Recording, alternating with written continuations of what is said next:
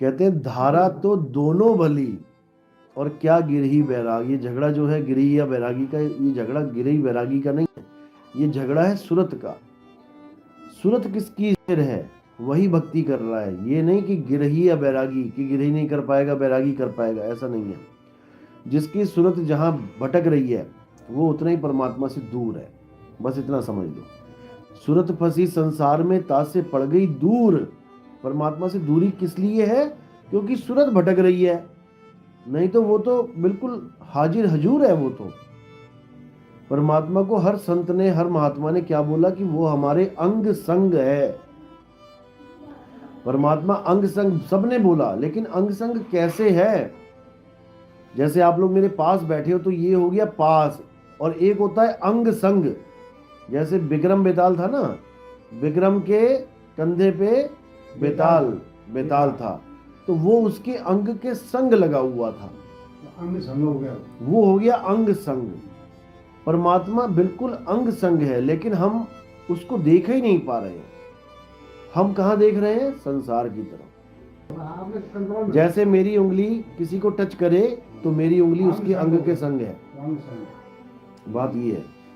ऐसी परमात्मा अंग संग है, लेकिन हमें भेद ना पता होने के कारण हम उसको जान नहीं पा रहे। वो सबके अंग संग है। अब भेदी गुरु क्या करता है, उसका भेद बताता है कि तुम्हारे अंग संग कैसे हैं। और कोई मंत्र जंत्र तंत्र नहीं देता भेदी गुरु की ये मंत्र जप लो सारी उम्र जपते रहो।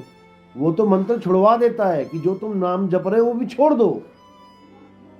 सोई गुरु पूरा कहावे, दो अक्षर का भेद बतावे, एक छुड़ावे एक लखावे। जो अंग संग है उसका लखाव करा दे, और जो नाम जप रहे उसको छुड़वा दे, तब प्राणी घर निज घर को जावे।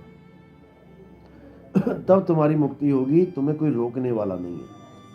हम रुकते हैं इस संसार में अपनी मूर्खता की वजह से, क्योंकि हमें अंग संग परमात्मा का भेद ही नहीं पता है।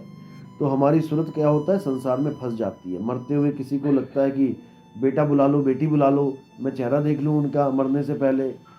कोई अपनी प्रॉपर्टियां देखने लग जाता है, कहीं ध्यान फंस जाता है, कोई अपने किसी और चीज़ में ध्यान फंस जाता है।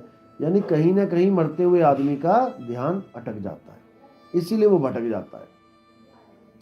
अब ये ध्यान कहाँ होना चाहिए? बस यही ज्ञान है, और कोई इस दुनिया का ज्ञान किसी काम का नहीं है। ज्ञान क्या है? हमारा अंत समय में ध्यान कहाँ होना चाहिए। अंत मता सो गता। जहां अंत में आपका मत होगा वहीं आपकी गति हो जाएगी। इसी को बोला है कबीर साहब ने, जहां आशा तहां वासा। बस तुमने ये जानना है कि जब मैं शरीर छोड़ूंगा तो मैं कहाँ ध्यान रखूं, किसका ध्यान करूं, कैसे करूं, यही ज्ञान है। तुम्हारी मृत्यु कैसे भी हो, ट्रक से कुचल के मर जाओ, पहाड़ से गिर के मर जाओ, कैसे भी हो, उससे कोई फर्क नहीं पड़ता। आपकी सूरत एक पल में काम करेगी। शरीर तो सुन्न हो जाएगा, पहाड़ से गिरा सुन्न हो जाएगा, ट्रक के नीचे कुचल गया, शरीर का तो पता भी नहीं लगेगा आपको गया कहाँ। ये किसी ने गोली मार दी, पता ही नहीं लगेगा गोली कब घुस के कब निकल गई। गोली लगने से कोई रोता नहीं है, उसी वक्त हार्ड मास सब सुन्न हो जाते हैं। वो शरीर देख के रोता है कि अरे गोली लग गई मुझे, तब रोने लग गया। दर्द से नहीं रोता है। गोली का दर्द तो तब पता लगता है जब शरीर ठंडा पड़ जाता है, तब समझ में आता है कि कुछ लगा है। एक्सीडेंट भी होता है तो आप देखो चिथड़े उड़ गए पैरों के, लेकिन उसको पता ही नहीं लग रहा है कि मेरा पैर भी है कि नहीं है। वो तो 2 दिन के बाद जब हॉस्पिटल में ब्लड ठंडा होता है, कहने का मतलब, तब समझ में आता है। तो सूरत 2 सेकंड के अंदर अपने घर को पहुंचने का काम कर सकती है, अगर उसे पता हो तो। जैसे ही शरीर छूटा, सीधे सूरत अपने ठिकाने पे, इसको कोई रोक भी नहीं सकता। इसी को बोला, जैसे स्वान कांच मंदिर में भ्रमते भूख मरे हो, कहे कबीर नलनी के सुगना तोहे कौन पकड़े हो। तुझे कौन पकड़ सकता है? तुझे कोई नहीं पकड़ सकता, क्योंकि तेरे पंख हैं। बहेलिया पक्षी को कभी नहीं पकड़ सकता जब तक पक्षी मूर्खता ना करे, वो दानों पे आके ना बैठे। पकड़ के दिखा दे बहेलिया, नहीं पकड़ सकता। और ये दाने क्या हैं? ये दाने ही हमारा परिवार है, हमारी माँ, हमारा भाई, हमारा बेटा, हमारा ये, हमारा वो। कैसे ध्यान, जगह सब दाने ही हैं। संपत्ति है। जहां पर भी आपका ध्यान फंसा है वो दाने ही है। जगह जमीन को तो अभी कंप्रोमाइज कर भी दोगे, लेकिन माँ को कैसे करोगे? माँ की तबीयत ठीक नहीं है, ऑपरेशन के लिए 10 लाख रुपए चाहिए, जगह जमीन बेच दोगे? कितने के बिकेगा माल पूरा? हाँ, जितनी भी है बेच तो दोगे। ये तो नहीं कहोगे ना, नहीं भाई माँ मर जा, मैं नहीं बेचता जगह जमीन, ऐसा तो कोई नहीं कहेगा। तो यही माया जाल है, मोह जाल है। ठीक है, अपने साथ रहते हैं घर में, परमात्मा के जीव हैं, एक साथ रहो, एक दूसरे को खुश रखो, लेकिन फंसो मत। कोई तुम्हारा लड़का नहीं, कोई तुम्हारी बेटी नहीं, कोई तुम्हारा माँ नहीं, कोई तुम्हारा बाप नहीं। कर्मों के अनुसार एक दूसरे के बंधन में बंधे हैं। इक लेवा इक देवा दूतम, कोई किसी का पिता न पूतम। आपने लाख रुपए लिया था किसी से, आ गया वो अपना पैसा पूरा करने के लिए लड़का बन के, अब खूब खर्चे करवा रहा है आपके, और पूरे खर्चे करवा के एक्सीडेंट हो गया, चला गया, तुम रह गए गिड़गिड़ाते हुए। अपना हिसाब पूरा करके निकल जाना है सबने।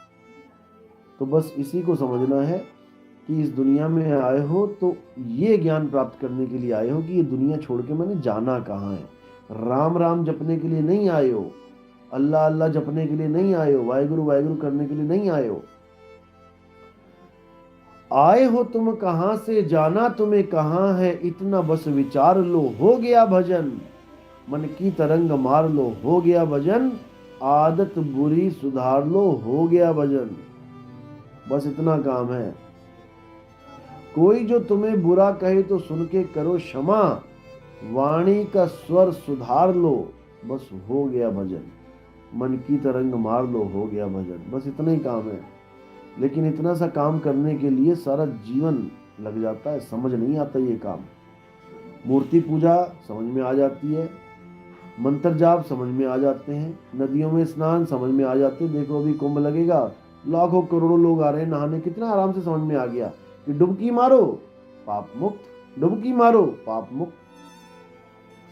गंगा का पुत्र था विभीषण का, क्या नाम था, भीष्म पितामह।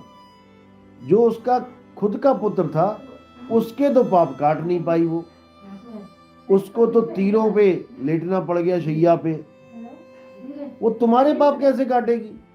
जो अपने पुत्र के पाप नहीं काट रही है गंगा, वो तुम्हारे पाप कैसे काट देगी?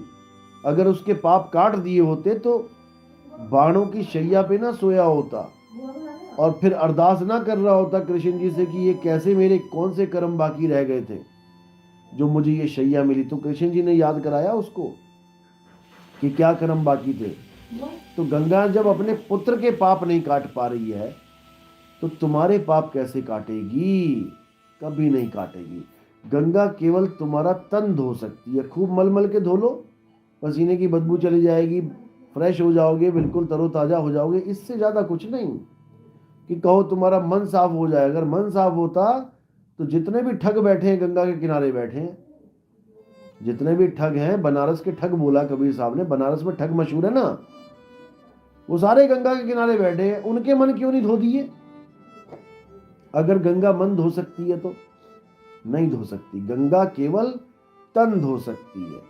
और केवल गंगा ही नहीं, कोई भी नदी हो, तुम्हारे जो टैप वाटर चल रहा है तुम्हारे यहाँ, वो भी तुम्हारा तन धो सकता है। उसमें कोई फर्क नहीं है गंगा के पानी में और उस पानी में।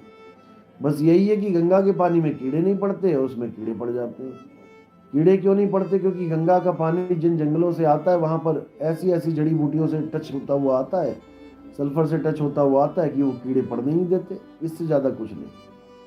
तो इसी को समझना है। असली गंगा क्या है? ज्ञान ही गंगा है। जब ज्ञान गंगा में तुम नहा लोगे तो तुम्हारा मन अपने आप शुद्ध हो जाएगा। उसके बाद तुम्हें हर कर्म जो तुम करने जा रहे हो उसका फल पहले दिखाई देने लग जाएगा। तुम्हारे सामने सामने जो तुम करने जा रहे हो उसका तुम निष्कर्ष पहले ही निकाल लोगे कि मैंने ये किया तो ये फल मिलेगा मुझे, ये किया तो ये नहीं, मैं जीव हत्या नहीं करता, मैं बकरा नहीं काटता, मैं मुर्गी नहीं काटूंगा। क्योंकि तुम्हारे सामने आ जाएगा वो एकदम। चाकू हाथ में आते ही तुम्हें पता लग जाएगा बेटा ये तो अनर्थ होने जा रहा है, उसी वक्त फेंक दोगे। तुम किसी को मार नहीं सकते इस ज्ञान में आने के बाद। हाँ, सांप वाप आ जाए, कोई घर में घुस गया, बच्चों के लिए खतरा है, पहले तो तुम कोशिश ही करोगे निकालने की। अब नहीं निकल रहा है, जान पे बनाइए तो भले आत्म रक्षा के आधार से अगर उसको मारना भी पड़े तो, लेकिन वैसे नहीं मारोगे कि जी वैसे ही मार देंगे, ऐसे नहीं मार पाओगे, बचाओगे, हर जीव से प्रेम करोगे। तो ये ज्ञान ऐसा है, इसमें आत्मा का जिक्र है, आत्मा का ज्ञान है। कृष्ण जी ने पूरी गीता में यही समझाने की कोशिश की बार बार कि आत्मा को जानो,